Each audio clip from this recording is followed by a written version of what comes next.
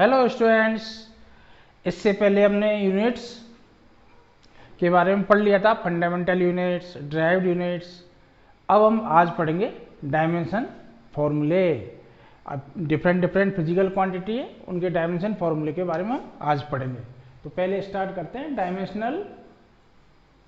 Dimensional फॉर्मूले।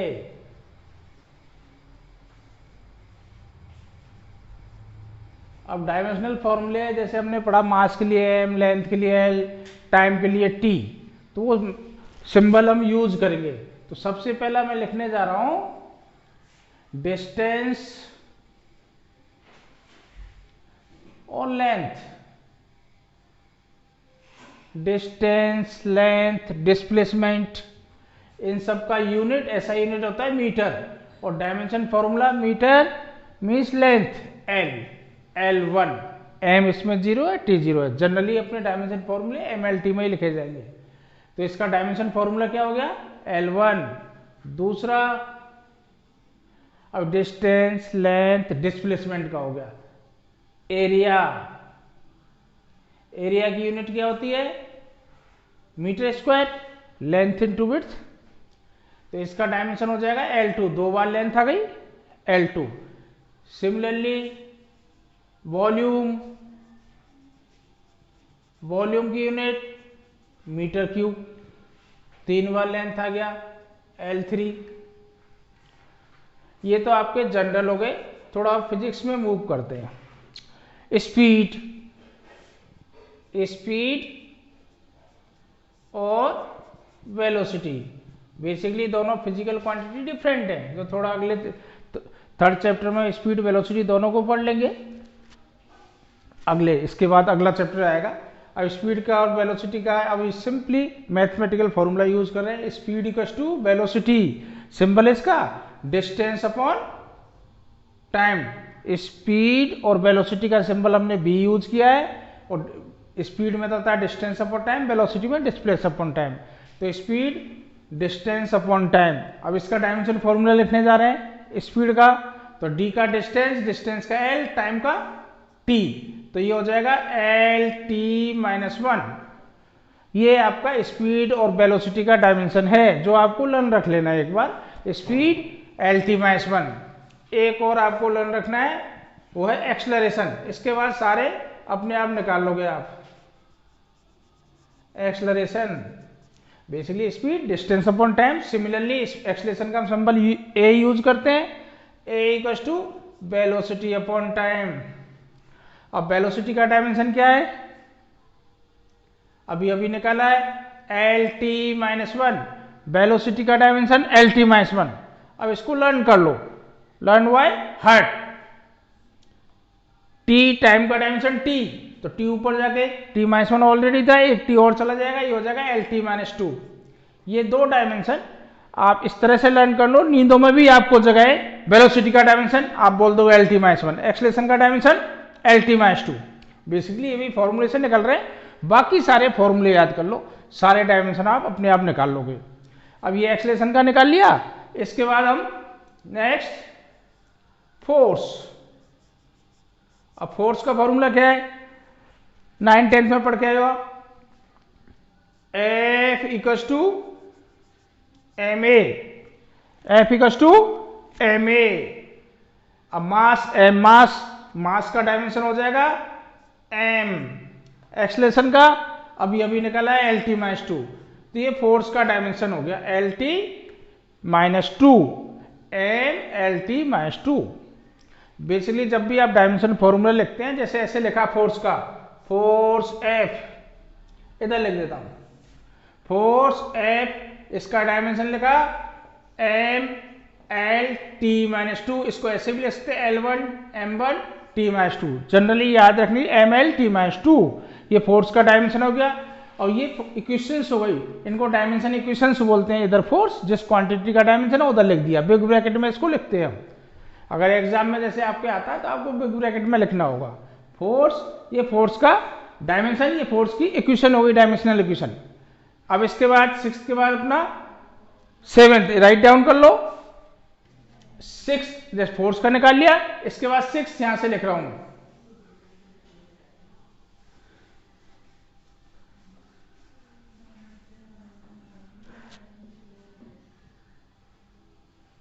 Sixth, work done,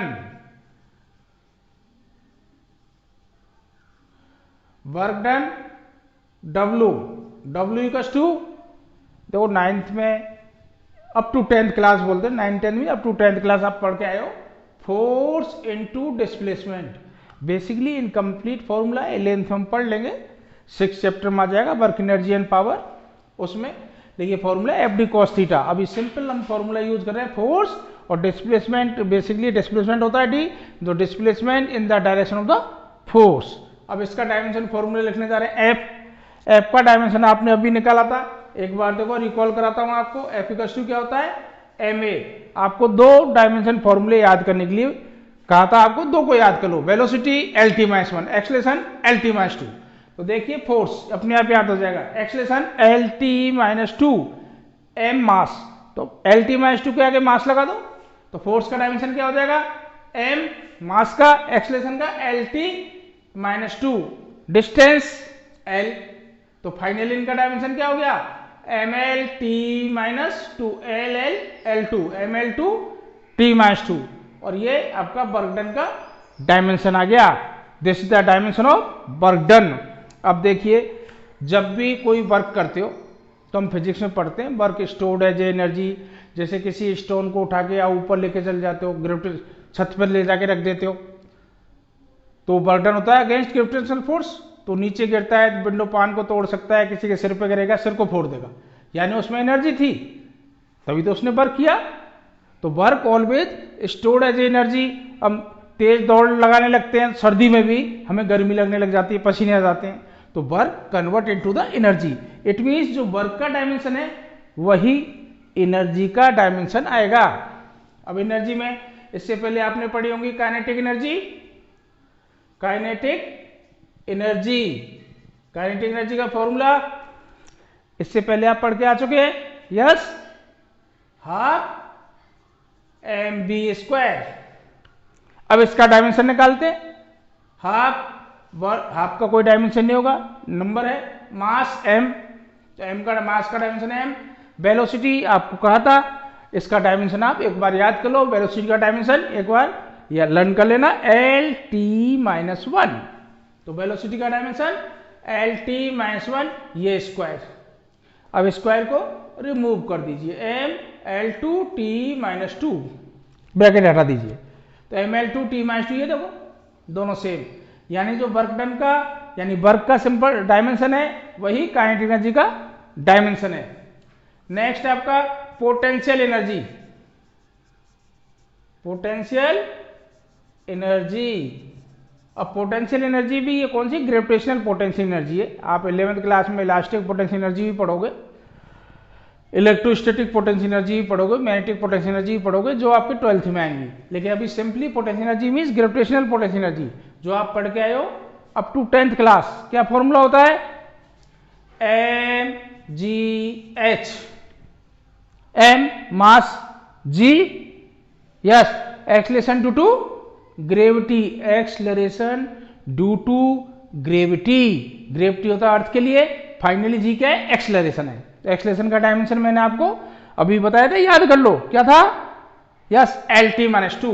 तो देखिए इसका डायमेंशन लिखते हैं, M mass, G acceleration due to gravity, acceleration means G acceleration है, अर्थ का एक्सलरेशन, ग्रेविटी मीन्स अर्थ के लिए, तो जी का एक्सलरेशन क्या हो जाएगा, एल टी, एक्सलेशन का dimension L T minus 2, H L, अब एल डबल हो गया, एल एल, तो ये हो जाएगा M L two T minus 2। ये देखिए ये भी तीनों का डायमेंशन, वर्क का डायमेंशन वही है जो काइनेटिक एनर्जी का डायमेंशन है, और पोटेंशियल एनर्जी का। तो ये आपको ध्यान रखना, वर्क का और एनर्जी का डायमेंशन सेम होता है, वर्क और एनर्जी का डायमेंशन सेम होता है, एनर्जी वर्क करती है, वर्क से एनर्जी प्रोड्यूस होती है, ठीक है, सेम डायमेंशन सेम यूनिट है।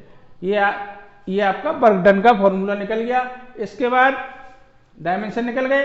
अब इसके बाद मैं यहां से लिख रहा हूं 7th,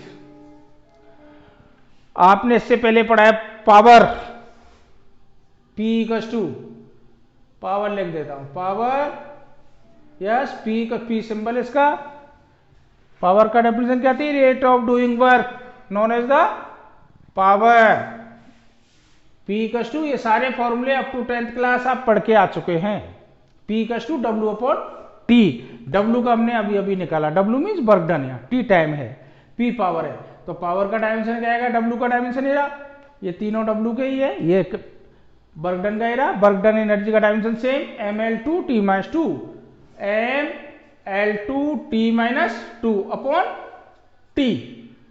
अब देखिए ये m, T को ऊपर ले जाओ, L2T ऊपर जाएगा तो क्या बनेगा?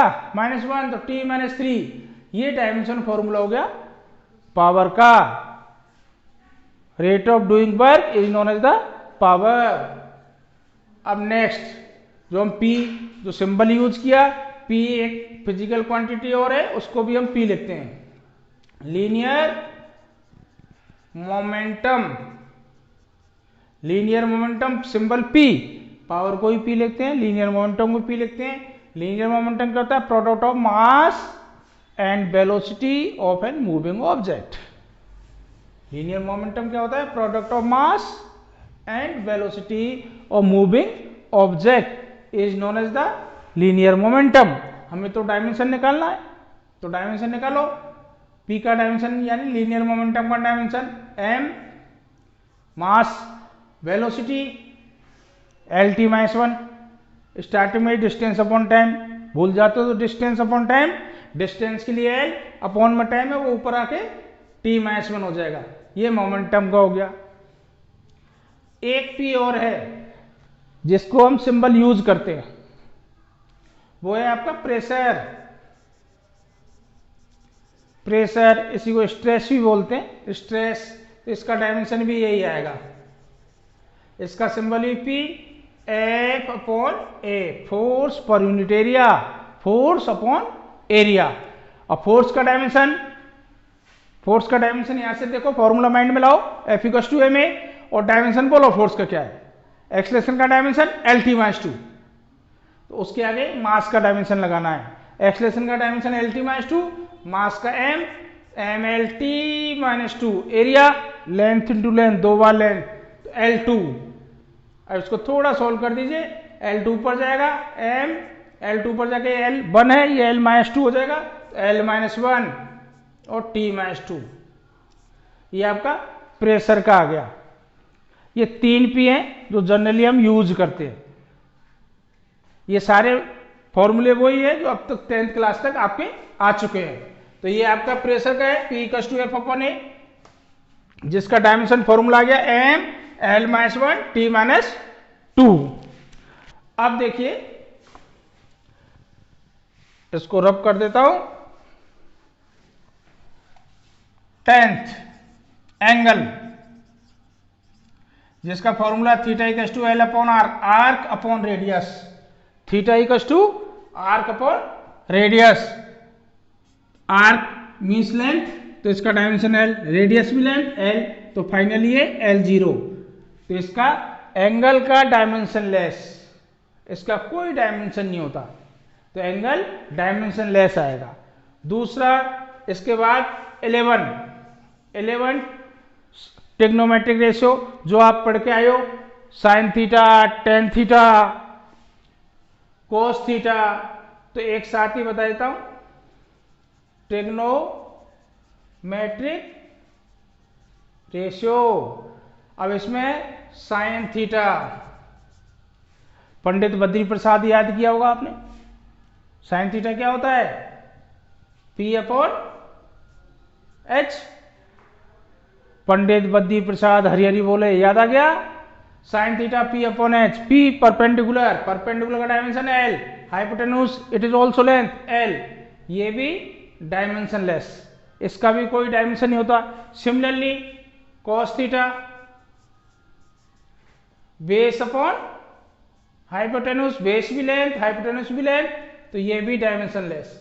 यानी ऐसे लिख देते हैं डायमेंशन लेस में m0, L0, T0।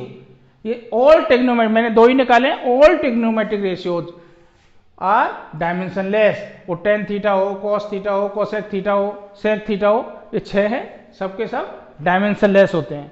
ठीक है। इसके बाद ये आपको इसमें डायमेंशन निकालने के लिए इंपॉर्टेंट है, आप ये फॉर्मूले याद कर लें। जैसे इसमें पहले आए थे P equals to W/T, P equals to mv linear momentum, ये लर्न है तो आप बेसिक डायमेंशन निकाल लोगे। अब कुछ जैसे और भी हैं डायमेंशन, आपके एनसीईआरटी का पेज नंबर 214 निकालोगे, 214, तो उसमें वहाँ 3-4 पेज में दे रखे हैं। तो फर्स्ट पेज 11th का है, थोड़ा सेकंड पेज पे भी 11th के आ रहे हैं, कुछ फिर 12th के हैं। तो अभी आपको फर्स्ट पेज तो उसका 214 पेज पे जाके निकाल लेने हैं सारे, वो पढ़ने 25 के आसपास है, उसके अलावा भी है। अब इसके बाद 12 डेंसिटी का सिंबल डी भी लिखते हैं, रो भी लिखते हैं, मैं डी लिख रहा हूं, डी डिस्टेंस को भी लिखते हैं। डेंसिटी का सिंबल मैंने डी लिख दिया, डी भी लिखते हैं, रो भी लिखते हैं। डेंसिटी का फॉर्मूला मास अपॉन वॉल्यूम, मास का डायमेंशन m, वॉल्यूम का L3, तो डेंसिटी का डायमेंशन क्या हो जाएगा ml-3। एक इसमें आएगा आपके तो यूज आएगा फ्रीक्वेंसी, और फ्रीक्वेंसी इसका सिंबल है रेसिप्रोकल ऑफ टाइम पीरियड। अब टाइम पीरियड का तो टाइम का t होता है, तो इसका हो जाएगा t-1, ये फ्रीक्वेंसी का डायमेंशन है। अब इसके बाद 14, अब ये तो सारे फॉर्मूले आप 10th क्लास तक पढ़ चुके हो।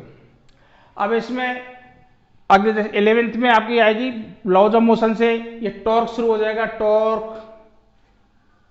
अब टॉर्क क्या होता है, टॉर्क का हम सिंबल तो टाउ यूज करते हैं। टॉर्क का बेसिक फॉर्मूला होता है R×F, rotational effect of force is known as the torque. जैसे हमने गेट को पकड़ा और ऐसे गेट को खींचते हैं तो रोटेट होता है, तो फोर्स अप्लाई कर रहे हैं, रोटेशन हो गया। जैसे सपोज इसको पिवोटेट कर दिया है, फिक्स कर दिया कील से, अब इसमें मैंने ऐसे फोर्स लगाना शुरू किया तो रोटेट हो गया। ये ट्रांसलेटिव मोशन नहीं हो रहा, रोटेशन हो रहा है, ये रोटेशन हो गया, तो वो रोटेशन है। रोटेशनल इफेक्ट ऑफ फोर्स, जब फोर्स रोटेशन कर दे वो टॉर्क होता है। इसको टॉर्क को हम आगे रोटेशनल मोशन चैप्टर आएगा वहां पढ़ेंगे अच्छे से। तो अभी तो हम डायमेंशन फॉर्मूला निकाल रहे हैं टॉर्क का। आर डिस्टेंस के लिए यूज करते हैं एल, फोर्स का dimension M A, first mind में लाओ एम ए से डायमेंशन बोलो, मास का एम, ए एक्सलेशन LT-2, तो फाइनल क्या आ जाएगा ml2T-2।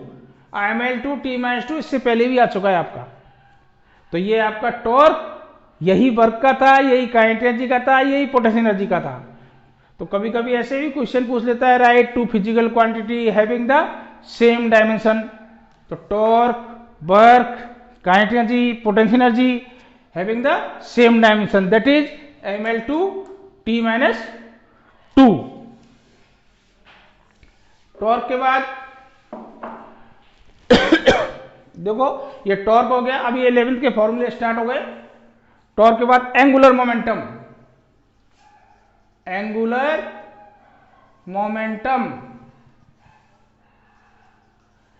मोमेंटम का सिंबल L भी लिखते हैं, कई लोग इसको J भी लिखते हैं। बेसिकली जैसे ये R क्रॉस है फोर्स का, मोमेंटम टॉर्क होता है। सिमिलरली लीनियर मोमेंटम का मोमेंटम एंगुलर मोमेंटम होता है, वेक्टर क्वांटिटी है R×P। हमें यहाँ वेक्टर की जरूरत नहीं है, डायमेंशन निकाल रहे हैं R×P। अब इसको देखिए P क्या होता है, यहां लिख देता हूं, P होता है मास इनटू वेलोसिटी। अब R का तो हो गया L और P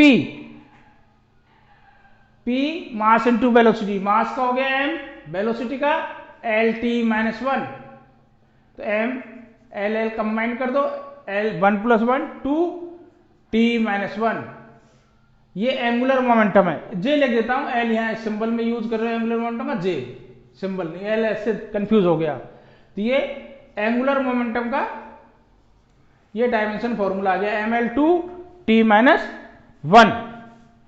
ये इस तरह से आपको सारे फॉर्मूले लर्न कर लेने हैं। सारे फॉर्मूले लर्न होंगे तो ये निकालना इजी रहता है। इसमें कुछ फिर ग्रेविटेशनल कुछ इंपॉर्टेंट भी है, ग्रेविटेशनल कांस्टेंट, विस्कोसिटी कोएफिशिएंट, उनके डायमेंशन भी अब निकालेंगे। इसके बाद इसकी डायमेंशन एनालिसिस की एप्लीकेशन है, वो अभी हम बताएंगे नेक्स्ट में। नेक्स्ट जो आपका क्लास होगी उसमें वो बताएंगे।